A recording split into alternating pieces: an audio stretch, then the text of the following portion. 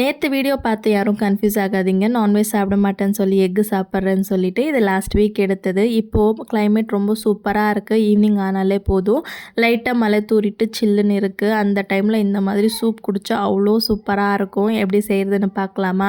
இது செய்கிறதுக்கு 5-6 பல் பூண்டு, ஒரு வெங்காயம், 4-5 மஷ்ரூம் எடுத்துருக்கேன். இப்போ இதெல்லாமே ரஃபாக சாப் பண்ணிவிட்டு சாப்பரில் ஆட் பண்ணிவிட்டு நல்லா ஃபைனாக சாப் பண்ணி எடுத்துக்கோங்க. இப்போ ஒரு வானிலையில் கொஞ்சமாக பட்டர், நம்ம சாப் பண்ணி வச்சுருக்க வெஜிடபிள்ஸ் ஆட் பண்ணிவிட்டு ரா ஸ்மெல் போகிற வரைக்கும் ஃப்ரை பண்ணிவிட்டு இப்போ இதில் நம்ம சாப் பண்ணி வச்சுருக்க கொத்தமல்லி, டேஸ்ட்டுக்கு தகுந்த மாதிரி உப்பு, மிக்ஸ்டு ஹர்ப்ஸ், கொஞ்சமாக சில்லி ஃப்ளேக்ஸ் போட்டு நல்லா மிக்ஸ் பண்ணிவிட்டு ஒரு 2 ஸ்பூன் அளவுக்கு கோதுமை மாவு எடுத்துருக்கேன். திக்னஸ்க்காக நீங்கள் ஓட்ஸ் பவுடர் இல்லைனா ராகி பவுடர் கூட ஆட் பண்ணிக்கலாம்.